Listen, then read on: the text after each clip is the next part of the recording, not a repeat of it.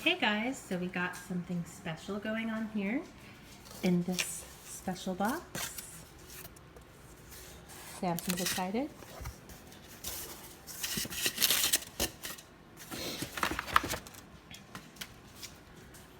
Look at it, guys. Here it is. The long-awaited. Looks so nice. See, get a picture. Look at it. It's glossy and perfect.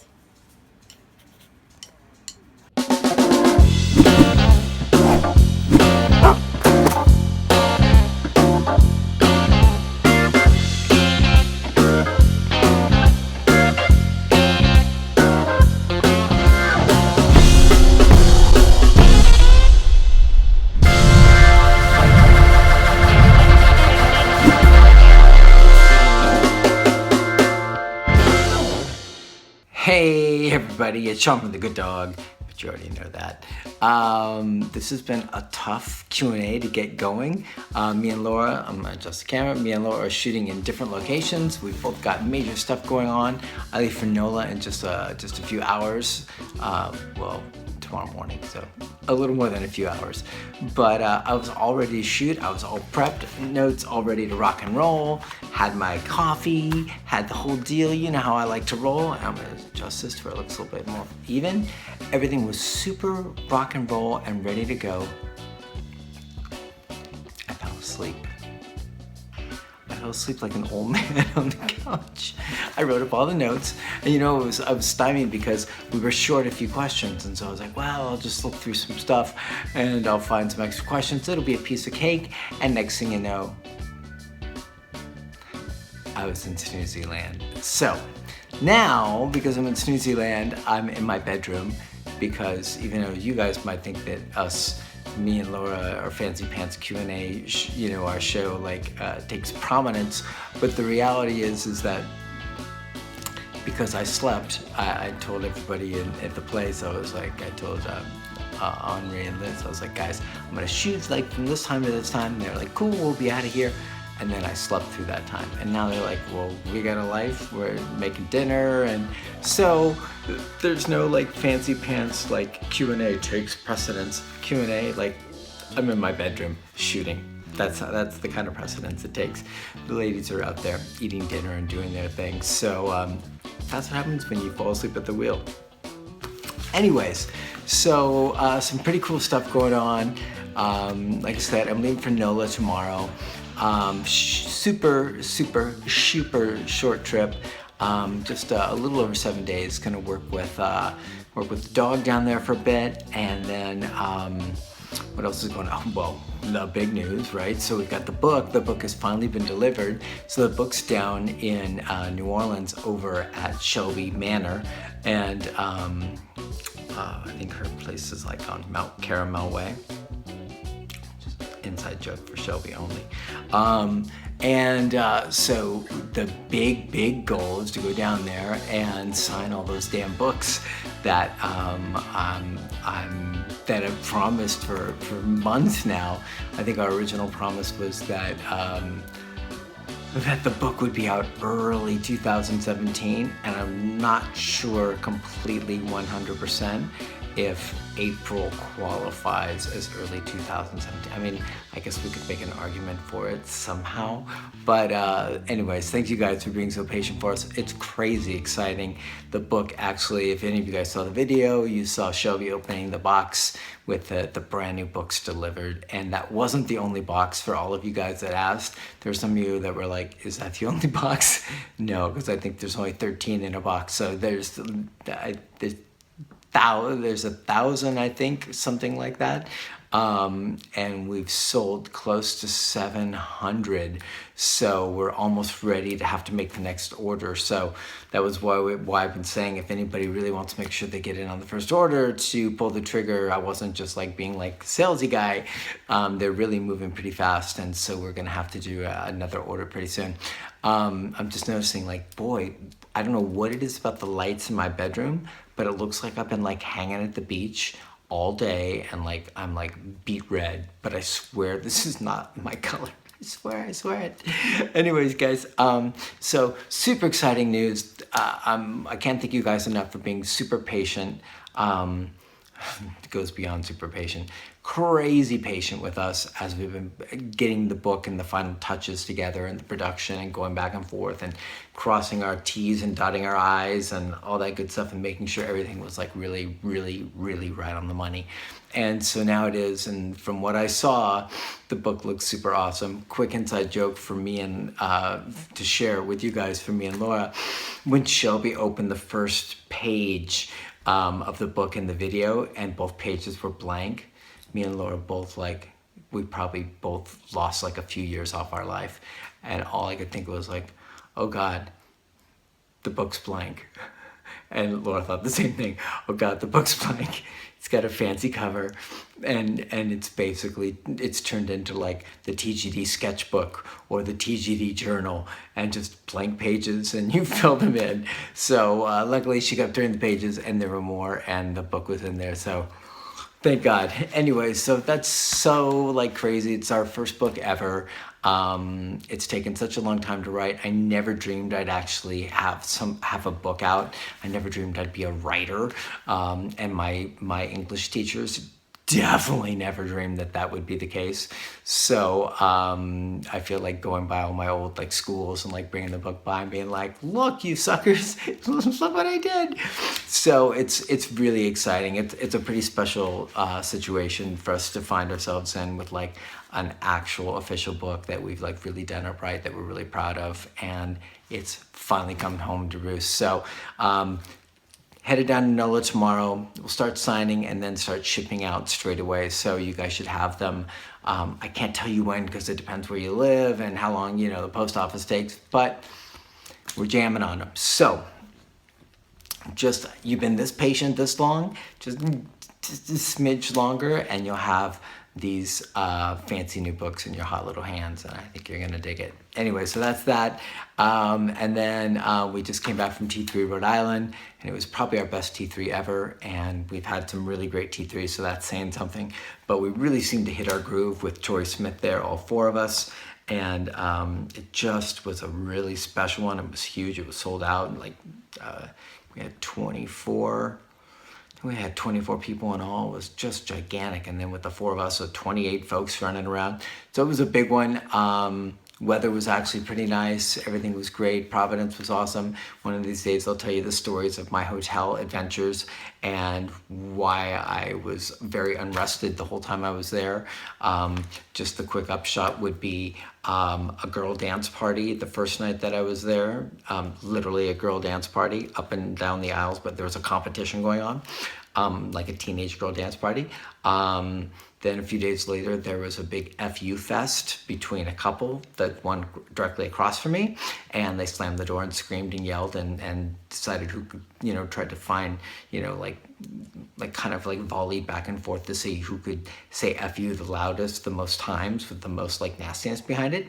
And then the last night before I left, some poor guy, was either hungover or had food poisoning and was just puking up a storm, and I could hear it in my room. I don't know why, but through the ventilation for hours, just so let's just say it wasn't the best Hilton experience. I even had to write an email to the Hilton, guys, the hell kind of joint are you running here? And so they're trying to work it out, and I've never written a letter to a hotel, so it's a unique space, but it was so bad.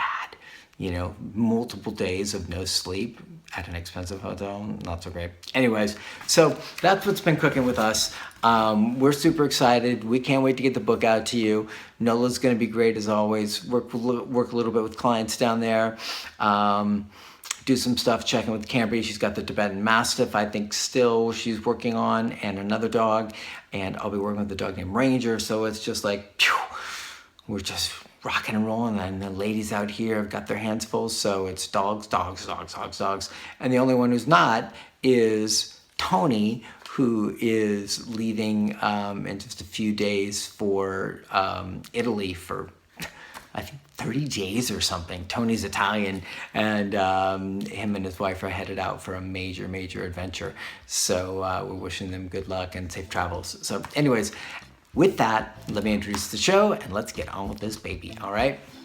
Hey everybody, it's Sean from The Good Dog, and nowhere around me is the lovely Laura Morgan. She is in North Hollywood, so she's left, right, up, down, somewhere, you know where. I don't know if there's any nails in town, but I'm sure there's a cute little forest in town.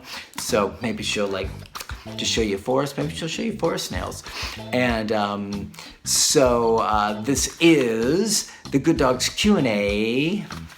You know, it's easier when it just gets to be me because I don't have to worry about all this finger holding shenanigans that I always get blasted with. So, The Good Dog's Q&A, episode 130. 130. And if I'm backwards, because I'm oftentimes backwards, I'm gonna make 130. That way Laura can't yell at me, she can just flip one of these. One of them's right, so I'm right one way or the other. All right, so that's the beginning of the show. Let's jump in, let's get some questions answered, and let's see what we can make of this show. Let's see what we can pull out of this jalopy, all right? Hey guys. We have a little forest action there, of course. We always need a little forest in there. Oh, we're getting some smiles.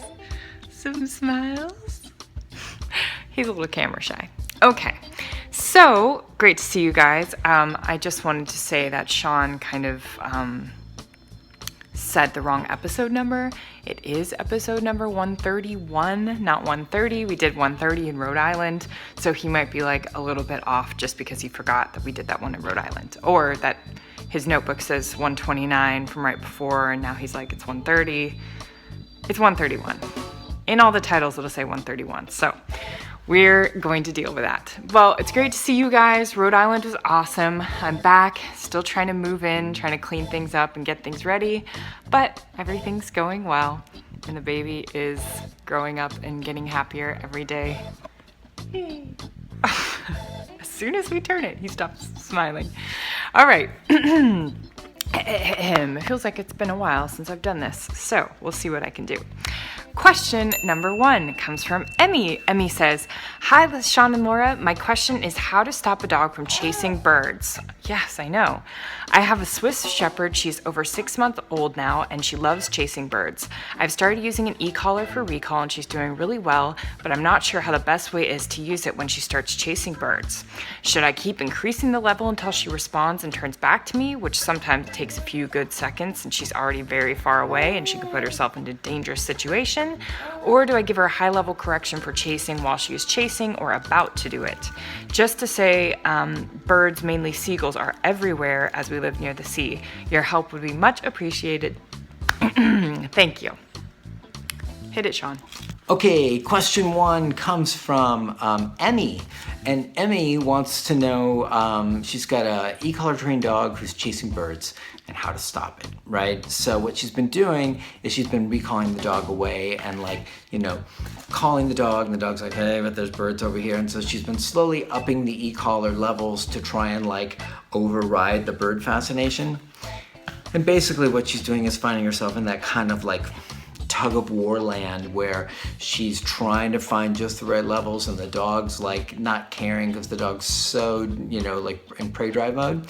So the answer to your question, if you want to figure out, basically Emmy was looking for, how do I get my dog to come back to me and like ignore the birds and really be tuned in with me and be in a good space. And that really comes down to using levels with your dog straight away that get your dog's attention and create priorities, which are you and your commands, rather than kind of like negotiating with the e-collar with your dog between prey drive and then you, and so priorities get skewed. Does that make sense? So we always have the decision or the choice or the option to manage, which is like, don't do that, don't do that, don't do that, which like is like low level corrections or consequences, or to say, don't do that, and then have a dog go, you got it, and then actually do their best work. So what I would do, like I said, some of my notes here is just saying that, if you keep doing low-level stuff, you'll just be managing this dog forever, and it'll just be that constant negotiation, which is, I really don't want you there. I want you to get out of there. So best thing to do is, if you really want to do it right and be like super duper like on Johnny on the spot, put your dog on a long line, go out wherever these birds are hassling your dog, and dog's on the e-collar, long line. Let the dog get about like 15 feet out. And there's a method to the madness. There's a reason for this. Now, we could let the dog just go, and then knowing that the dog knows recall, just like really like hit him at a pretty high level to where the dog goes, whoa, I really got to do it. But it's a lot easier on the dog if you start at shorter distances and start creating that demanding compliance and reliability at shorter distances before they get super close to the target, which creates more intense prey drive, which means higher levels for value to be transferred to the dog. So what I would do is I'd let my dog like try and kind of like let the dog not think that I'm even like holding the line or thinking about them. If you can do the long line thing wherever you're at, if that works for you. And then let the dog get out 10, 15, maybe 15 feet, something like that.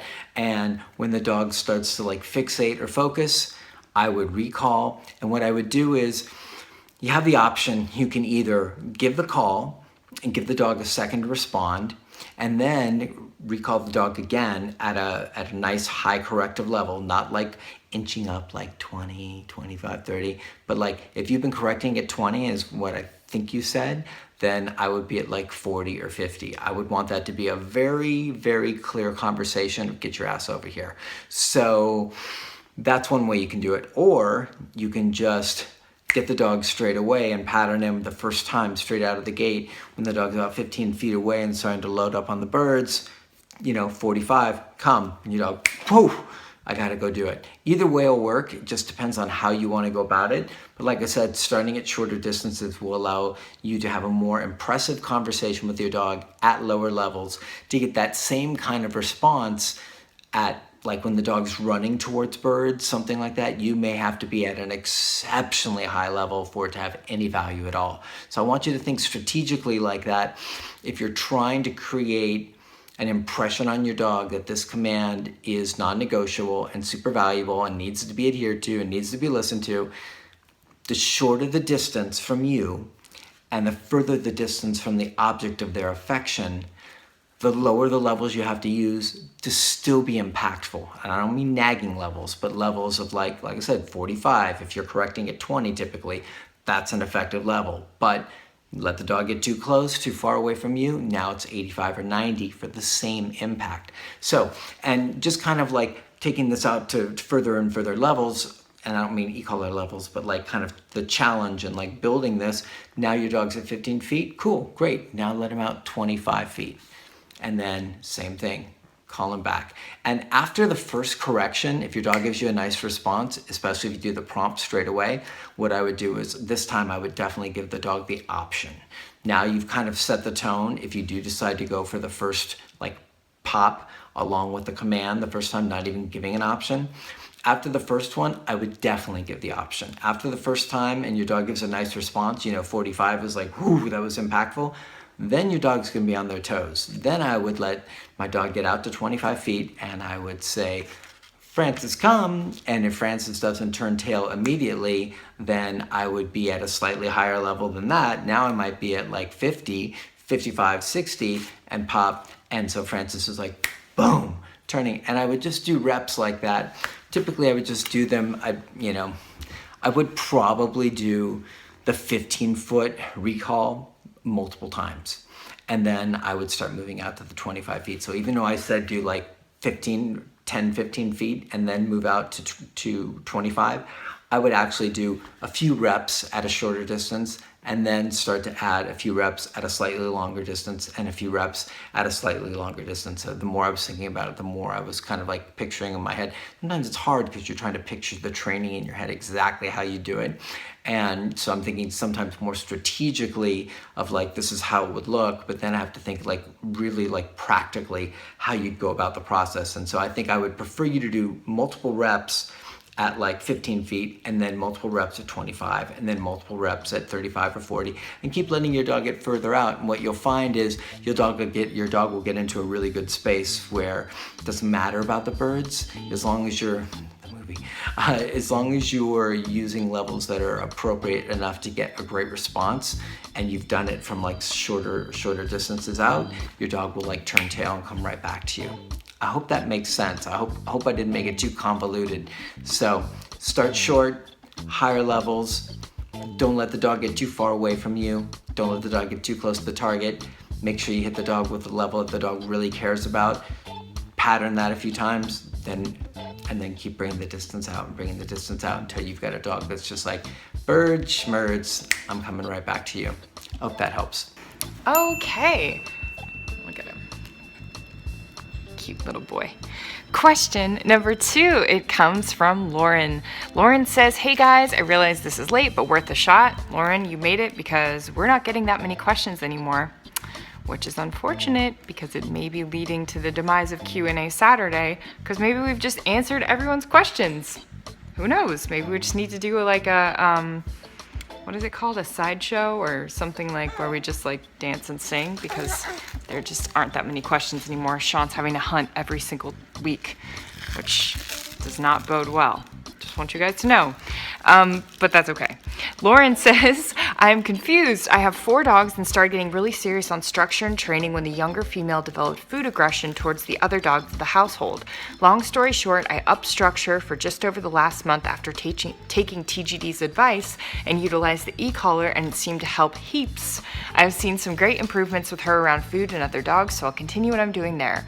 What has stumped me is that I've been working her for her food each day, and this dog, who is food driven as all hell, who used to scarf everything in sight, has started turning her nose up at the food rewards in neutral scenarios without distractions. She won't lose focus or eye contact, and she still does what I ask and get praised, and she will normally eat it eventually, but I'm talking about a dog who used to take everything like it'd be the last time she ate, and now she's like, the food hasn't changed, and she seems normal otherwise. I know you guys don't use food, but you know what's up, so I thought you might have some insight. Feel like I'm missing something.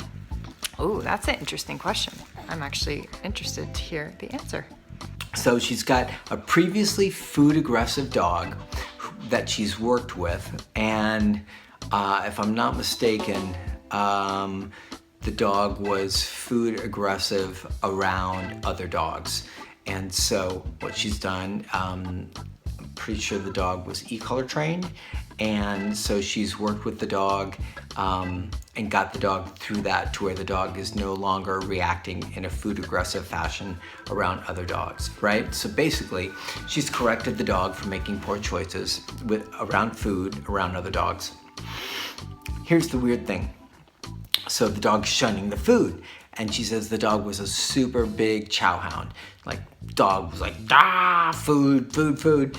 And now the dog's like, Now she's saying he's shunning it and kind of like aloof, but I'm wondering if it's not more of like wariness. I'm wondering if it's not more of like, I don't want to take food because I've been corrected for food in this specific context, right? And let me explain that. So if you were around when you were correcting the dog, let me just check my notes here. Yep. If you were around when correcting the dog, or the other dogs were around when you were correcting the dog, it's really easy for dogs to create associations and pair things and say like, well, mom was here last time and I got corrected, I got nailed for being snarly and nasty around my brothers and sisters, and so when mom's around and food's around and my brothers and sisters around, the association is I'm gonna get into trouble. So, and what'll happen is over time, your dog will gain more and more clarity just by living, just by existing in those same environments and same contexts and not getting corrected. What your dog will make is clear distinctions. It will realize that, oh, I only get into trouble when I get snotty and aggressive over stuff, and that when I just hang tough and I'm cool and I'm polite and all that, none of that happens. But you might be experiencing wariness So that's my initial diagnosis. My initial diagnosis is that you've corrected the dog, you've been present, the other dog's been present, and now your dog is associating you guys with the correction and thinking, I think I'll wait on the food, right? So it's diminished that kind of like crazy, like super food drive stuff. The other thing is that your dog could be, if your dog's like kind of like one of those entitled bratty dogs, maybe, could be just pouting. Believe it or not, like dogs can definitely get into that space where they're like, if I can't play the game the way I want to play the game, then I don't want to play the game at all. They'll do it in a lot of different fashions. And you'll definitely see dogs that are used to kind of being like king bees or queen bees that are not allowed to operate in that fashion, be like, if I can't do it my way, we don't do it. So you could have one of those two things, right? So either you've got like a snotty patati who's like annoyed that it can't do what it usually does. And so then you're getting this aloof, like, I don't care about food anymore. Maybe it's like a passive aggressive guilt trip. Or you've got what I think most likely what it is are just the associations of you and the dog. And you and the other dogs creating this association of that. There's a possibility of a correction when you guys are around. And like I said, that distinction will become more clear for the dog as time goes on, and corrections aren't doled out for just being around the dogs and just being around you and being around food. When your dog starts to tie all those together, that all those things are happening, but everything's a-okay, as long as they don't aggress, then a lot of clarity will transpire for the dog. So that's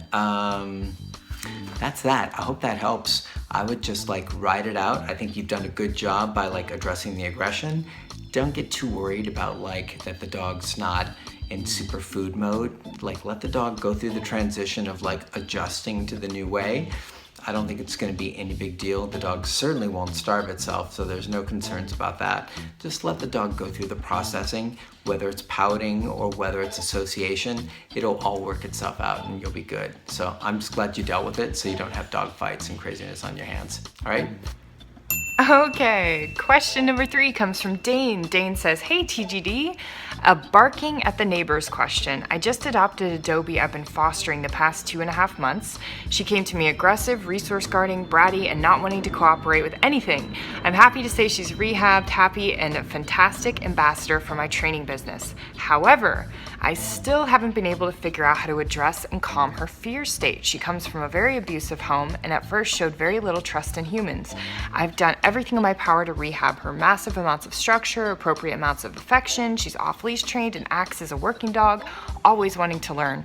I've done lots of duration work, place command, and downs to address her mental state, and she can hold place for hours. Off-leash heel, focus and high distraction, everything except not to freaking bark at the neighbors. She groans under her breath and then lets out 1 or 2 barks as people walk by. I've corrected everywhere from 1 to 100.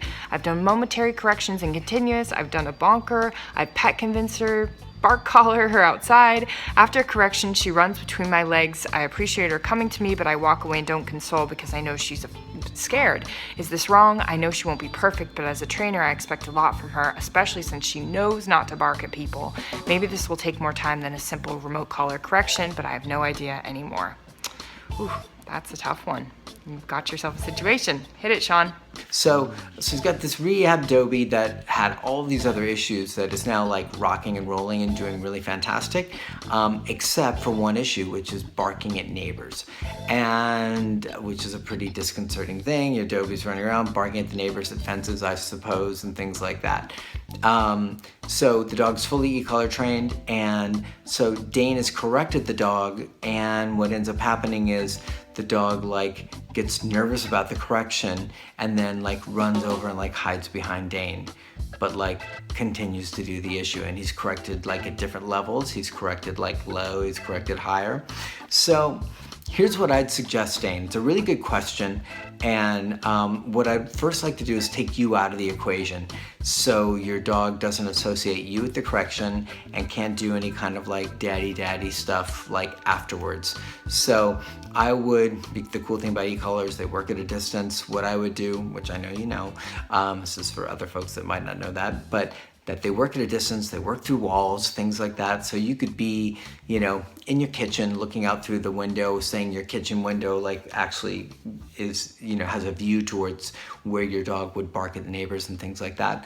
And basically what I would do is I'd set up the situation and I'd let my dog act like a buffoon and make the mistake and bark at the neighbors. And what I would do is, and this might sound, I know you've corrected all the way up, right? So you've corrected at 100 and your dog has continued to do the behavior. So this is where it gets kind of interesting because you're like, well, crap, I've done like a really pretty significant correction and the dog has like retreated and then gone back and done it again. So some folks might say, well, the dog's confused or the dog says, I disagree with that. I just think the dog has got some kind of payoff that's happening and some kind of trigger with the neighbors that's powerful enough to say like, it's cool, I can take that correction.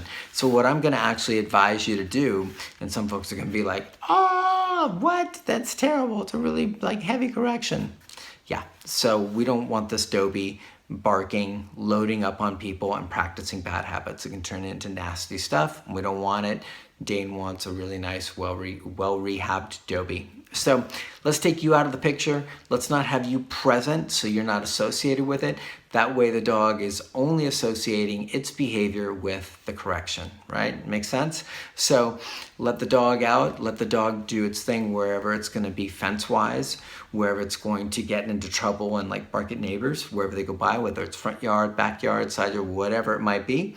I want you to be in a spot where you can visibly see what's going on, watch the action, and then I want you to correct when your dog lights up and gets into a nasty space. And I would do it, you gotta, you know, you're gonna have to like do a pretty serious correction to have any value for this because we don't want to, once again, we don't want to manage, we don't want to just continue to do this over and over again. So I know you've corrected at 100. What I would say is I'd like you to correct at 100 and I'd like you to hold the button for about 2 to 3 seconds, right? And I don't want you anywhere near the dog. I want the dog to just connect its behavior, right? Major consequence, barky barky, major consequence, crap, I really should stop doing this. And then just watch the dog, see what the dog does. If the dog runs back to the porch and is like, oh my God, what did I do? Cool, great.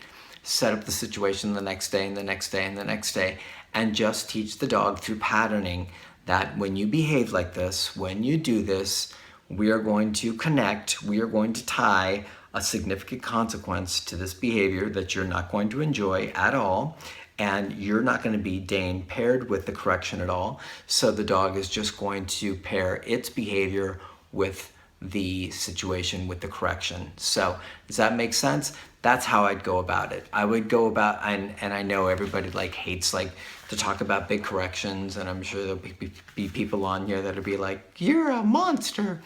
Truth is, if you don't share a big enough consequence, and Dane's already corrected the dog at high levels, and if you don't share a big enough consequence, then this just continues on and continues on and continues on. And then you get into a space where like, you know, the dog like goes after somebody that walks on the property, or you go after, or the dog goes after a guest or something like that, because the dog's been practicing this loading of suspicious, uncomfortable, nervous, insecure behavior. And I know Dane doesn't want that, and I certainly wouldn't want that. So if this was my dog and that was going on and my dog was getting like really crappy with neighbors, I would make sure I shared a really significant consequence with me absent. I would press and hold at 100. You're probably on a mini educator is what I'm guessing. And if you're on a 280 dog tro, which is about the same thing, I would use the same protocol. And basically it's gonna be highest level, a couple seconds, and let your dog go, oh my God, and then let them connect the dots and then set it up the next day, the next day, the next day, until your dog's like, oh, there's the neighbors. How you guys doing? And doesn't care anymore. Because if you correct it, if you punish that behavior, if you punish that decision, no matter where it's coming from, you'll actually get your dog to create new patterns, and your dog will stop doing that barking and reactive silliness at the fence with your neighbors. So I hope that helps. I think you've done an awesome job with this dog. This is just a slight tweak, and I think taking you out of the picture, so the association of you and then daddy safety and like connecting all those dots to you, that's gone. And then making sure that you press and hold. It's the holding, so the correction has more value, so it has more grab behind it. Hope that helps. Okay, let me know.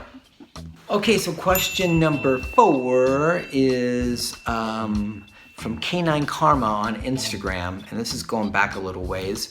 I had to dig for some questions. This is April 1st, and I think the person's name is actually Michelle, and this one is going to be for the lovely Laura. Laura's going to answer this one. But basically she wants to know, what's the most important training that you could, it's a really great question, and I'm hoping Laura's gonna knock it out of the park. What's the most important training for a rescue dog in order to help them stay out of the rescue or going back to a shelter or something like that? What are the foundational training concept principles that you would want to share with a dog to ensure they have the best shot at a good life living with new owners? So Laura, knock this one out of the park, lady. The weight of the world is on your shoulders.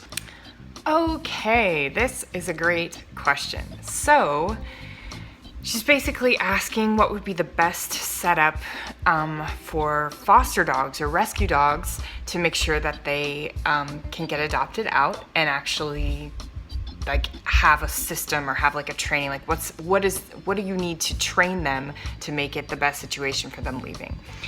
So I did do a little program. I did a rescue remedy where I like spoke to some people that were fosters at an awesome rescue here in Los Angeles. Sean and I have done this a lot. We also give out our foundation DVD to nonprofit rescues because we feel like the foundation exercises that you do on prong collar are going to help dogs tenfold. Even if you don't do like this extensive training program with e-collar and all this stuff, I would say like basics on prong, just because when you're dealing with, sorry to go off, but when you're dealing with rescue dogs and you're dealing with fosters and you're dealing with that sort of stuff, you're not necessarily going to have people that are going to be able to completely, go all in with an e-collar program and devote their whole life to like training this dog, especially if we don't know what home it's going to end up in and all this stuff. But man, if you can get a prong collar on a dog and you can work place command, thresholds, crate exercise, waiting for food, and then you can do like healing on leash, and then sit and down, those are basics. Sit, so let me go over it again. Sit, down, place, crate, thresholds, waiting for food, healing on leash. Is there anything I'm missing, Forrest? Let's see. I don't know what that is. Oh, I think what he just said was jumping. Jumping. So if the dog's jumping up, you give it a nice prong collar pop and it learns, oh, jumping's not okay, right? But all that other foundation work, all like place command, all that stuff is going to help the dog's state of mind to getting in a place where like he's a little bit more calm, so he's not always just like jumping. I would say if you teach those exercises, which is in our foundation DVD, but also in our free videos on our YouTube channel, you're going to get so much bang for your buck.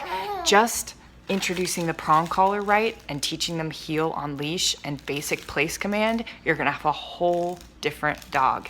And that's what I would explain at that talk I did, was like, you don't need to do this whole, you don't need to make your dog like trained to the hilt. Just do a few basic exercises to get your dog in a better space up here and actually listening and tuning into humans, and then you'll have a dog who's like totally adoptable and ready to move on. And those skills are really easy to pass on to a potential owner or a foster or whoever's going to be holding on to the dog until they're in their forever home. So that's really the story, guys. Foundation work. Duration, meaning like when the dog's out, maybe like twice a day. I think this is what I said to the fosters, like twice a day, an hour each of those times, put the dog in place command, and the dog can't get up. Okay. The dog can't get up or leave that place command unless you ask him or you release him or anything like that. So the only way he gets off is release or break. But if he gets off without you doing that, you give a little correction and put him back so that the dog learns to actually stay put and calm his mind in place. So twice a day, duration, place, command, but then work on all those other things. It's like he knows that I'm doing something. He's like, get me in your arms. Does that make sense? I hope that makes sense. It's really basic. It's not like it's something that you're gonna have to like, again, train the dog to the hilt. Just do those basic commands. Go to our YouTube channel and pick those off, or buy our DVD, or if you are a nonprofit rescue, you can always email us at thegooddogway@gmail.com and let us know what you do and why you would want our foundation DVD, because we're donating those. We donate those to rescues that are looking to train up the dogs that they have with them at the time. Because if you train your volunteers and your fosters and the rescue directors and all that stuff on how to do just those basic exercises on prong, you can be trainers yourself and help dogs tenfold. So yeah, that's really it. I hope that helps. Thanks. Okay guys, so this is kind of an interesting one. This is the mystery question that everybody was asking about on Q&A, because you guys are all too smart for us, and we thought maybe we'd sneak it by you that there was no question 3. I think it was episode 128, and everybody's like, where's question 3? We're like, we had a problem with the camera and with our memory cards, so we lost that question. So I did some research to find out. I couldn't remember where it was, what show it was, but I did some research. I found it, I dug it out, and so we're gonna answer that question now. So the big mysterious question number 3 from weeks ago that's kept everybody up for weeks and nights and days, and everybody's been struggling to, like, you know, find their way with this. I'm gonna actually answer it for you guys so you can finally rest easy, okay? Okay, question number 5. This question that got lost in episode 128. I'm sorry guys, it was totally my fault, but it got lost, and here we are answering it again. Question number 5, it comes from Alyssa. Alyssa says, we just recently moved to a new home where all 3 dogs are crated downstairs while the humans sleep upstairs. Since then, 2 of the dogs have barked all night. As a trainer, I've done crate exercises, high e-collar corrections throughout the night, and distance downs in the other rooms throughout the day. What else would you recommend to us to try to get the barking to stop? I would love to avoid having all the crates in my room. Thank you. Good question. Again. So, 1, are you using a camera to catch the first moment of your dog escalating inside the crate? Cameras and crate issues, crate shenanigans, are like peas and carrots. Bread and butter, peanut butter and jelly. Before this, like, it's like the dark ages of dog training, like caveman dog training without having a camera. Having these cameras, whether it's FaceTime phone set up or security cameras, whatever, have really changed the game for especially like catching dogs in the act of doing silly stuff, whether it's counter surfing, getting into trash, but a lot of crate stuff, even separation anxiety. It's such a big help for separation anxiety, because you can catch dogs before they fully load up and get into a frenzied state, and you can break that pattern, which is very similar to what I was sharing about Dane's dog, breaking that pattern, and so you don't just have this thing just kind of like snowball out of control. So first thing, if you're really trying to nail this, if you're really trying to get this done, if you're really trying to make it a non-issue, is make sure you've got a camera involved. That way you can correct at the earliest moment of your dog escalating. And that, let's see if I've got any notes about it. I'm always curious about like what I wrote down. Yep, so I knew it. I trust myself that I got some good stuff. So you want that camera set up, and you want to go after the very first things. And here's where a lot of people screw up. A lot of people wait until the dog is in like full panic, explosion, pissed off, I'm gonna bust out of this joint kind of mode. That's not when you want to go after him. What you want to do is you want to go after the dog using the camera and the e-collar to correct at the first moment of like going from like to scratching, biting, you know, like as the dog starts to move out of the space of being like comfortable and cool, starting to exhibit different behaviors, scratching at the crate, chewing at the crate, whining, barking, anything like that. All that stuff, that's your shot over the bow. That's your precursor to all the fun, all the trouble. That's when you want to go after the dog, right? So the camera enables you to not have to wait till things have fully exploded. You can actually see the very beginning, and then you can correct at a nice firm level with the e-collar, boom, and cut it off at the pass. And that's really the game changer. So that's why I wanted you to make sure, that's why I want to make sure you had a camera so you could cut it off at the pass. So you don't just go around like correcting dogs that are already frenzied, and that's really hard to do. When the dog is really frenzied, it's really hard to have any valuable impact on them psychologically to where they're going to make better choices in the future. Sometimes you can. Usually it involves much higher levels of pressure to be able to get through the higher levels of emotional intensity going on. Does that make sense? So always our game plan. I hope this makes sense to you guys, like in a macro kind of version, but always the game plan for resolving issues is trying to catch it when it's at its smallest thing. You've heard me talk about this so many times if you followed us in blog posts and things like that. The smallest moment, smallest emanation of the issue, and then getting it with a larger correction, right? Small infraction, larger correction, boom, typically eradicates the issue because you've got the same basic feeling, emotional state starting, but you don't have it in full-blown explosion. You don't have all the adrenaline. You don't have all the stuff going through the dog, coursing through the dog, that when the correction lands, it doesn't really matter because the adrenaline's like pushed it off. Instead, you've got the very beginning where the dog's like just starting to work up, pop, correction, the dog goes, whoa, I really shouldn't be doing that. And the correction fully lands because the dog's brain is at like a 1, 2, or a 3 rather than a 5, 6, 7, 8, 9. And then you can really make some serious progress on inhibiting that behavior. I hope that makes sense. So let me just check my notes, make sure I didn't miss anything.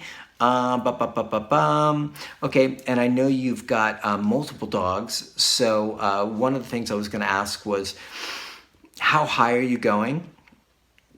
Right, so I had good notes for you. It's too bad this one didn't come out because we shot it actually. But how high are you going on the e-collar is an important question.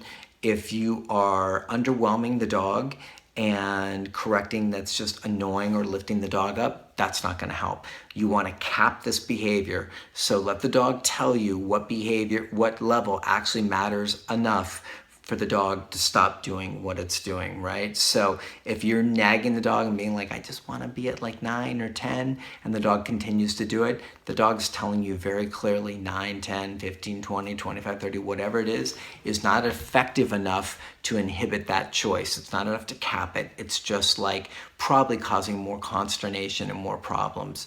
So then with the rest of the situation, because you've got multiple dogs we're talking about and barking between each other, I put dividers between the dogs. And you can just use simple cardboard dividers. Use the ones that you get crates in. You can go buy, you could get creative. You can go to Home Depot or any of the kind of like home improvement shops and find some kind of dividers that you can put between them. You could use cardboard, you can use plexiglass, you can use whatever, and put it in between so the dogs aren't loading up, staring at each other and like riling each other up, whether it's over food or whether it's over just proximity to each other or just being annoyed with each other. So we use dividers on all the dogs in the crates, and it helps them feel less pressured, less stressed about the dogs around them, and helps them relax and be in a better space. So that's another hack that I would go after that I think will help you a ton.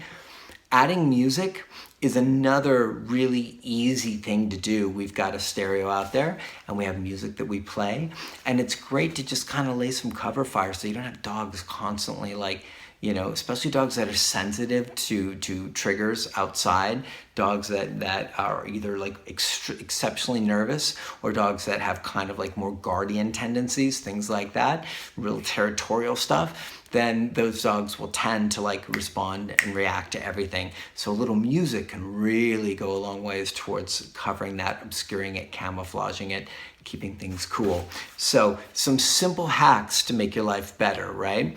And then, okay, and here's the one last piece of advice. This one's getting long, but I want to, well, everybody waited 4 weeks for it, so I guess it's okay for it to be long. I want to make sure that when you do go after the corrections for the dog, one of the things I know people can get into, and which is why I like to use remote collars rather than bark collars for this stuff, is that a lot of bark collars, what they'll do is a dog will bark, they'll correct, the dog will bark in reaction to the correction and then get corrected again. It'll create this vicious cycle where it keeps going and keeps going. And you never want to use auto correct or auto escalation on a bark collar. I totally am like super against that.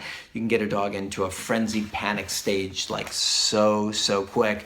Dog barks, it corrects at 1, then the dog barks again because it's freaked out. Now it corrects at 2. Now the dog's really freaked out, barks again. Now it corrects at, you know what I mean? It just ba ba ba ba ba. So don't use the auto setting on any bark collar. This is just a general PSA for everybody.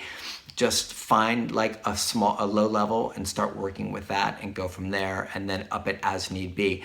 But that's why I like remote collars, because you can be sensitive. You can correct exactly at the level you want to correct at for even things that a bark collar won't go after. A bark collar is not going to go after scratching, right? A bark collar is not going to go after like nibbling or biting at the crate door.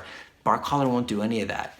But you in a camera, you can, and you can make that stuff go away. And that's why remote collars are such super amazing, badass, special gifts for working through crate issues. So I hope that makes a lot of sense to you. Now, what I want to say about that, to avoid the same issue that you might be getting or that somebody could get with a bark collar, is after you correct, sorry, little bug, after you correct, give the dog a moment and see what it does with the correction. This is like an expert move, right? So you correct, say you correct high, the dog goes to bite the crate or barks or whatever it does, you correct high, right? I want to make sure those corrections are valuable. I don't want you nagging the dog, I don't want you managing the dog. You correct the dog high, and the dog goes, rawr, rawr, and like kind of spins around, makes some sounds, does some stuff. Give it a moment. See what the dog goes with it. Give it a moment, and does the dog like, after 2 minutes, like, calm down and lay down? Or does the dog just like stay riled up and then bark again? If the dog barks again after a moment or 2, then correct again at a higher level. Once again, then give the dog time. What does he do with it? How does he process it? Where does he go with it? This, like I said, it's a pro tip.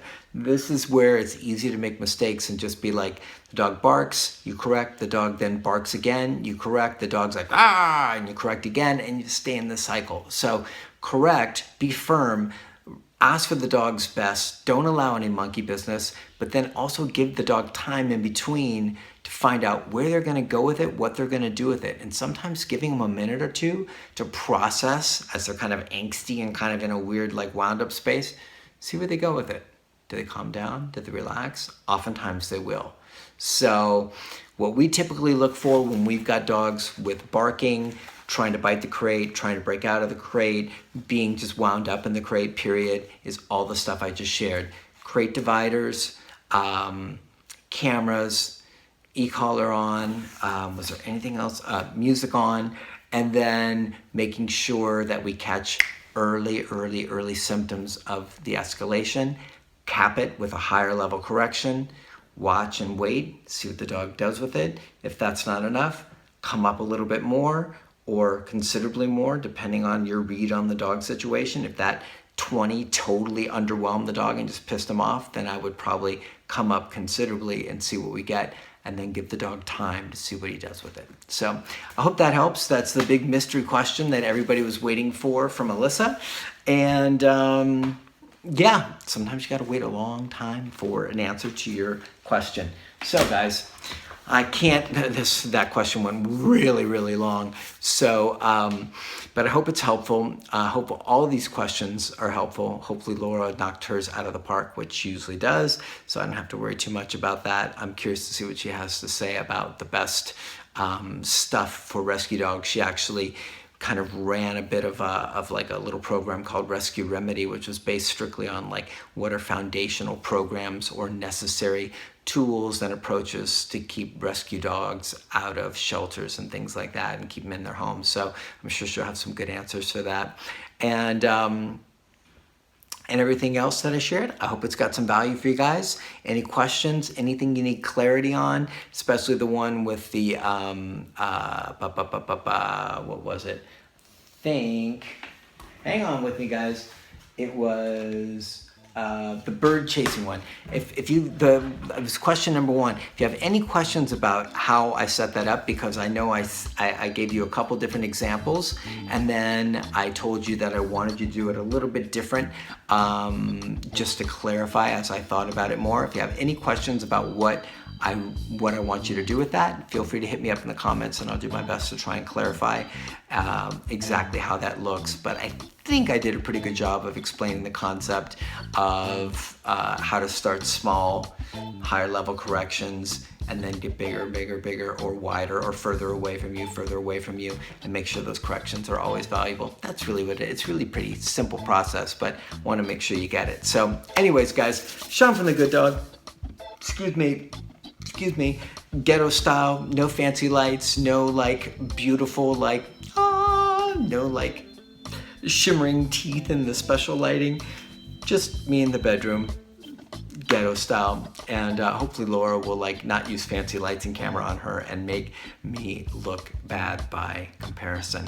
So head out to Nola tomorrow afternoon. I'll be there tomorrow night and I'll be checking in with you guys. I'm sure I'll be shooting some videos from there and showing you guys the book when I get the first copy officially in my hand, which will be a very special moment that I'm super excited about.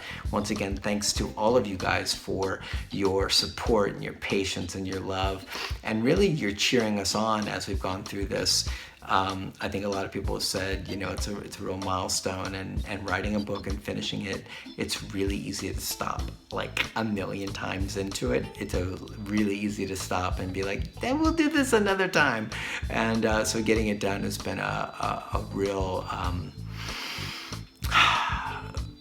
has been really helpful for us about seeing things through, finishing goals, even when they're challenging, and then leveraging partnership to help keep each other accountable, which can be super helpful for these big projects and things like that. So thanks again, guys. Really appreciate you.